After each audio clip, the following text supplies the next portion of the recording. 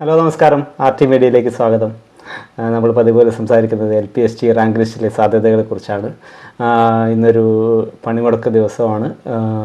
എല്ലാവർക്കും ജോലിയിൽ നിന്നൊക്കെ ദേശീയ പണിമുടക്കിലൊക്കെ പങ്കെടുക്കണ്ടേ? ആദ്യം ജോലിയിൽ കയറട്ടെ അല്ലേ, എന്നിട്ട് നമുക്ക് ദേശീയ പണിമുടക്കിലും ഒക്കെ പങ്കെടുക്കാം. LPST റാങ്ക് ലിസ്റ്റ് വന്നിട്ട് ഇന്നേക്ക് 39 ദിവസമായി. നിങ്ങൾ കാണുമ്പോൾ 40 ദിവസമായിട്ടുണ്ടാവും. ഇതുവരെ ആകെ അഡ്വൈസ് പോയിരിക്കുന്നത് പത്തനംതിട്ട ഡിസ്ട്രിക്റ്റിൽ മാത്രമാണ്. ബാക്കിയുള്ള ഒരു ഡിസ്ട്രിക്റ്റിലും അതിൻ്റെ യാതൊരു വിവരങ്ങളും ലഭ്യമല്ല. പ്രോസസ്സുകൾ നടക്കുന്നുണ്ട് എന്നുള്ള വിവരങ്ങൾ മാത്രമേ ഇപ്പോഴും അറിയുന്നുള്ളൂ. പല സ്ഥലത്തും പഴയ ലിസ്റ്റിൻ്റെ അഡ്വൈസ് പോയിട്ടുണ്ട്. അതിൻ്റെ അപ്പോയിൻമെൻറ്റ് ഓർഡർ കാര്യങ്ങളൊക്കെ ഡിപ്പാർട്ട്മെൻറ്റിൽ നടക്കുന്നുണ്ട്. മറ്റ് വിവരങ്ങളൊന്നും ഇതുവരെ ലഭ്യമായിട്ടില്ല. ഓരോ ജില്ലയുടെ റാങ്ക് ലിസ്റ്റ് സാധ്യതകളാണ് നമ്മൾ പരിശോധിച്ചുകൊണ്ടിരിക്കുന്നത്. കഴിഞ്ഞ ആഴ്ച കഴിഞ്ഞതിൻ്റെ തൊട്ട് മുന്നത്തെ വീഡിയോയിൽ തിരുവനന്തപുരത്തിൻ്റെ ഡീറ്റെയിൽസ് ഞാൻ പറഞ്ഞതിൽ ചെറിയൊരു പെശകുകൾ സംഭവിച്ചിട്ടുണ്ട്. കോമ്പൻസേഷൻ ഞാനത് വലിയ കറക്റ്റാണ് ചെയ്തത്. ഞാൻ പറഞ്ഞതിൽ തിരിഞ്ഞു പോയിട്ടുണ്ട്. കോമ്പൻസേഷൻ പറഞ്ഞതിൽ അങ്ങോട്ടും ഇങ്ങോട്ടും തിരിഞ്ഞു പോയിട്ടുണ്ട്. പറഞ്ഞതിൽ മാത്രം ചെയ്തത് ഏതാണ്ട് കറക്റ്റാണെന്നാണ് എൻ്റെ ഓർമ്മ. ഞാൻ ഒരിക്കൽ കൂടി പരിശോധിച്ച് പിന്നീട് ഒരിക്കൽ കൂടി തിരുവനന്തപുരത്തിൻ്റെ ഡീറ്റെയിൽസ് ഒന്നുകൂടി സമയം കിട്ടുമ്പോൾ അവർക്ക് ചെയ്യാം. അതുപോലെ എറണാകുളത്തിൻ്റെ ഡീറ്റെയിൽസ് ഞാൻ പറയാമെന്ന് പറഞ്ഞിരുന്നു. സമയത്തിൻ്റെ കുറവുണ്ട്. ഞാൻ അടുത്ത ഇതിൽ ഞാൻ പറയാൻ ശ്രമിക്കാം.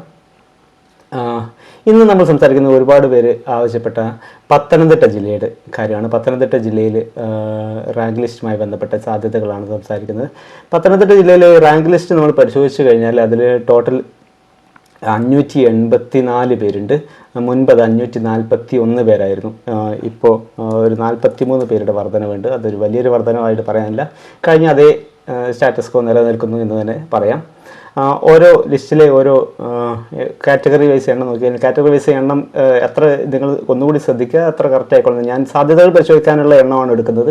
അതിൽ ഓരോ വിഭാഗത്തിന് പ്രത്യേക എണ്ണം എടുക്കാൻ വേണ്ടിയിട്ടല്ല, സാധ്യതകൾ എത്രത്തോളം കൂടുതലുണ്ടോ കുറവുണ്ടോ സാധ്യതകൾ പരിശോധിക്കാനുള്ള എണ്ണമാണ്. ചെറിയ അങ്ങോട്ടും ഇങ്ങോട്ടും മാറ്റങ്ങൾ വരാം, നിങ്ങൾ എണ്ണി നോക്കിയാൽ മതി. ഓപ്പൺ കോമ്പറ്റീഷൻ 70 പേരുണ്ട്. EWS 66 പേര് മെയിൻ ലിസ്റ്റിലും 31 പേര് സപ്ലിമെൻ്ററി ലിസ്റ്റിലും. EBT 70 below 62 പേര് മെയിൻ ലിസ്റ്റിൽ, 65 പേര് സപ്ലിമെൻ്ററി ലിസ്റ്റിൽ. മുസ്ലിം 55 പേര് മെയിൻ ലിസ്റ്റിൽ, 59 പേര് സപ്ലിമെൻ്ററി ലിസ്റ്റിൽ. OBC 20 പേര് മെയിൻ ലിസ്റ്റിലുണ്ട്, 15 പേര് സപ്ലിമെൻ്ററി ലിസ്റ്റിൽ. LC ആംഗ്ലോ ഇന്ത്യൻ 9 പേര് മെയിൻ ലിസ്റ്റിൽ, 19 പേര് സപ്ലിമെൻ്ററി ലിസ്റ്റിൽ. SIUC നാടാർ 8 പേര് മെയിൻ ലിസ്റ്റിൽ, 5 പേര് സപ്ലിമെൻ്ററി ലിസ്റ്റിൽ. വിശ്വകർമ്മ 14 പേര് മെയിൻ ലിസ്റ്റിലുണ്ട്. അതിൽ 8 പേര് 200 റാങ്കിന് മുകളിലാണ്, 15 പേര് സപ്ലിമെൻ്ററി ലിസ്റ്റിൽ. 6 പേരേ ഉള്ളൂ 200 റാങ്കിൻ്റെ മുമ്പായിട്ട് വരുന്ന വിശ്വകർമ്മയിൽ വരുന്നുള്ളൂ. SC ഒരാൾ മെയിൻ ലിസ്റ്റിൽ. SC ചേരമർ എന്നാണ് കാണിക്കുന്നത്. SCCCയിലാണ് മറ്റ് ഒരു കാസ്റ്റിൽ കാണുന്നത്, എന്താണെന്ന് അറിയില്ല, അത് അവരുടെ കാര്യമാണ്, അവർ നോക്കട്ടെ. 41 സപ്ലിമെൻ്ററി ലിസ്റ്റിൽ 41 പേര്. ST മെയിൻ ലിസ്റ്റിൽ ആരുമില്ല, സപ്ലിമെൻ്ററി ലിസ്റ്റിൽ 7 പേര്. ഹിന്ദു നാടാർ മെയിൻ ലിസ്റ്റിൽ ആരുമില്ല, സപ്ലിമെൻ്ററി ലിസ്റ്റിൽ 5 പേര്. ധീവര ഒരാൾ മെയിൻ ലിസ്റ്റിൽ, 4 പേര് സപ്ലിമെൻ്ററി ലിസ്റ്റിൽ. SCCC ഒരാൾ 214 റാങ്ക്, 3 ആൾ സപ്ലിമെൻ്ററി ലിസ്റ്റിൽ. ഡിഫറൻ്റ്ലി ഏബിൾഡ് കാറ്റഗറിയിൽ LV 2 ആൾ, LD or CP 5 ആൾ, MD DAMD മൾട്ടിപ്പിൾ ഡിസോർഡറിൽ ഓട്ടിസം SLD ഒക്കെ ഉള്ള ഒരാൾ. അങ്ങനെ അവർ എല്ലാം പ്ലേസ്ഡ് ആയിട്ടുണ്ട്, അവരെല്ലാം ജോലി കിട്ടിയിട്ടുണ്ട്, അപ്ഡേറ്റ്സ് ആയിട്ടുണ്ട്. അതിലുള്ള 7 പേരും 8 പേര് അഡ്വൈസ് ആയിട്ടുണ്ട്. ഇനിയും 4 പേരുടെ പെൻഡിങ് ആയിട്ട് MD കാറ്റഗറിയിൽ, DAMD കാറ്റഗറിയിൽ 4 പേരുടെ പെൻഡിങ് ഇനിയും കിടക്കുന്നുണ്ട്. അടുത്ത ലിസ്റ്റിൽ നിന്നൊക്കെ ആദ്യം MD ഉള്ളവർ പത്തനംതിട്ട എഴുതി കഴിഞ്ഞാൽ ആദ്യം അപ്പോയിൻ്റ് ആവും. ഇങ്ങനെ ടോട്ടൽ 307 പേര് മെയിൻ ലിസ്റ്റിലും 269 പേര് ആണെന്ന് തോന്നുന്നു സപ്ലിമെൻ്ററി ലിസ്റ്റ്. ടോട്ടൽ 584 പേര്. എണ്ണത്തിൽ ചെറിയ മാറ്റം ഉണ്ടെങ്കിൽ ക്ഷമിക്കുക. ഞാനത് നമ്മൾ സാധ്യതകൾ പരിശോധിക്കാൻ വേണ്ടി ടോട്ടൽ എണ്ണം വരുമ്പോൾ ഒരു കാറ്റഗറിയിൽ എണ്ണം കൂടുതൽ വരുമ്പോൾ എന്ത് സംഭവിക്കുന്നു അത് മനസ്സിലാക്കാൻ വേണ്ടി മാത്രമാണ് എണ്ണം എടുക്കുന്നത്, അല്ലാതെ എണ്ണത്തിൽ വലിയ പ്രാധാന്യം. ഈ പത്തനംതിട്ട ജില്ലയിലെ കഴിഞ്ഞ ലിസ്റ്റിൻ്റെ എണ്ണം നോക്കി അഡ്വൈസുകളുടെ എണ്ണം 258 അഡ്വൈസാണ്. പത്തനംതിട്ട ജില്ലയിൽ 258 അഡ്വൈസാണ് പോയിരുന്നത്. അതിന് മുമ്പത്തെ ലിസ്റ്റിൽ 288, ഏതാണ്ട് അതേ റേഞ്ചിൽ തന്നെ അഡ്വൈസ് പോയിരുന്ന ജില്ലയാണ് പത്തനംതിട്ട. ഒരേ റേഞ്ച് തന്നെ കീപ്പ് ചെയ്യുന്നുണ്ട്. 258 ഇത്തവണ. അതിന് മുമ്പത്തെ ലിസ്റ്റിൽ 288 ആ ലിസ്റ്റിൽ നിന്ന് കഴിഞ്ഞ ലിസ്റ്റിൽ ഏതാണ്ട് എണ്ണം നോക്കിക്കഴിഞ്ഞാൽ ഓപ്പൺ കോമ്പറ്റീഷൻ 223 റാങ്ക് വരെയും, Ezhava 224, SC supplementary list 7, ST എല്ലാവരും, മുസ്ലിം 277, LC Anglo Indian 213, OBC 273, Vishwakarma 225, SIC Nadar 235. ഈ റേഞ്ചിലാണ് അപ്പോയിൻ്റ് ആയിട്ടുള്ളത്, അഡ്വൈസ് പോയിട്ടിരിക്കുന്നത്. അതിന് മുമ്പത്തെ 288 പോയതിൽ ഓപ്പൺ കോമ്പറ്റീഷൻ 242 റാങ്ക് വരെ പോയിരുന്നു മാത്രം. കഴിഞ്ഞ തവണ 223, ആ ഒരു വ്യത്യാസം മാത്രമേ ഉള്ളൂ. കഴിഞ്ഞ തവണ ലിസ്റ്റിൽ ഏറ്റവും അവസാനത്തെ അഡ്വൈസ് പോയിരിക്കുന്നത് 6/6 ജൂൺ 6 കഴിഞ്ഞ ജൂൺ 6 അഡ്വൈസ് പോയിട്ടുണ്ട്. അത് വേക്കൻസി 27/5 വരെയുള്ള വേക്കൻസി റിപ്പോർട്ട് ചെയ്തിട്ടുണ്ടെന്നുള്ളതാണ് അറിയുന്നത്. അത്രയാണ് വേക്കൻസി റിപ്പോർട്ട് ചെയ്തിരിക്കുന്നത്. കഴിഞ്ഞ ലിസ്റ്റിൽ ഫസ്റ്റ് അഡ്വൈസ് പോയിരുന്നത് ഓഗസ്റ്റ് 6 ജൂലൈ കഴിഞ്ഞു, ഇപ്പോൾ ഓഗസ്റ്റ് 6 അന്ന് 92 വേക്കൻസി റിപ്പോർട്ട് ചെയ്തിട്ടുണ്ട്. കാരണം അത് 2021 ജൂണിൽ അവസാനിച്ച ലിസ്റ്റാണ്. അതിനുശേഷം 2022 മെയ്യിൽ ലിസ്റ്റ് വന്നു, ഓഗസ്റ്റിൽ തന്നെ, ഓഗസ്റ്റ് 6 ഇപ്പോൾ നമ്മൾ ജൂലൈ കഴിഞ്ഞ അടുത്ത മാസം ആവാനായി 92 വേക്കൻസി അന്ന് റിപ്പോർട്ട് ചെയ്തു. പിന്നെ സെപ്റ്റംബറിൽ 25 വേക്കൻസി, നവംബറിൽ 5 വേക്കൻസി, ഡിസംബറിൽ 2 വേക്കൻസി, മാർച്ചിലും 35 വേക്കൻസി. അങ്ങനെ ടോട്ടൽ 158 അഡ്വൈസ് ഫസ്റ്റ് ആദ്യത്തെ വർഷവും. രണ്ടാമത്തെ വർഷം 55, ജൂൺ 15 8 വേക്കൻസി, ഓഗസ്റ്റ് 16 24 വേക്കൻസി, സെപ്റ്റംബറിൽ ഒരു 12, നവംബറിൽ 1, ഫെബ്രുവരിയിൽ 6, ഏപ്രിലിൽ 1, ഏപ്രിലിൽ തന്നെ 4. അങ്ങനെ അത് by transfer vacancy rank list കഴിഞ്ഞതുകൊണ്ട് അങ്ങനെ ഒരു 3 വേക്കൻസി കൂടി കിട്ടി. അങ്ങനെ 55. മൂന്നാമത്തെ വർഷം വളരെ കുറവായിരുന്നു, 45 വേക്കൻസി.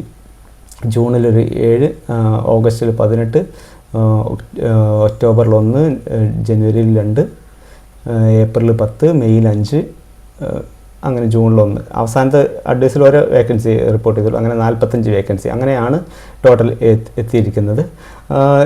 പത്തനംതിട്ട അങ്ങനെ കുറയാൻ സാധ്യതയുള്ള ഒരു ജില്ലയല്ല. ഇതേ ലെവലിൽ തന്നെ അഡ്വൈസ് പോകുന്നുള്ളതാണ് പലപ്പോഴും പലരുമായിട്ട് സംസാരിച്ചപ്പോൾ മനസ്സിലാവുന്നത്. കുറച്ച് കൂടാനേ ചാൻസ് ഉള്ളൂ എന്നും പറയുന്നവരുണ്ട്. കുറവ് ഇതുവരെ അങ്ങനെ നിയമന നില പറഞ്ഞവരൊന്നും ആരുമില്ല. കാരണം കുറച്ച് ഡിവിഷൻ ഫാൾട്ടിയും കുട്ടികളുടെ എണ്ണത്തിനൊക്കെ കുറവുകൾ പലരും പറയുന്നുണ്ടെങ്കിലും പ്രൊമോഷൻ ചാൻസ്, ട്രാൻസ്ഫർ ഒരുപാട് വരുന്ന ജില്ലയായതുകൊണ്ട് തന്നെ ട്രാൻസ്ഫർ ചാൻസും ഒക്കെ വരുന്നതുകൊണ്ട് കഴിഞ്ഞ ലിസ്റ്റിൽ നിന്ന് കയറിയവർ അടുത്ത 1-2 വർഷം കൊണ്ട് സ്വന്തം ജില്ലയിലേക്ക് ട്രാൻസ്ഫറായി പോകുന്ന കുറേ പേരുണ്ടെന്നുള്ള അറിവും ഒക്കെ മനസ്സിലാക്കിയത് വെച്ചിട്ട് ഇത് നിയമനങ്ങൾ കുറയാനുള്ള സാധ്യതയൊന്നുമില്ല എന്നാണ് മനസ്സിലാക്കുന്നത്.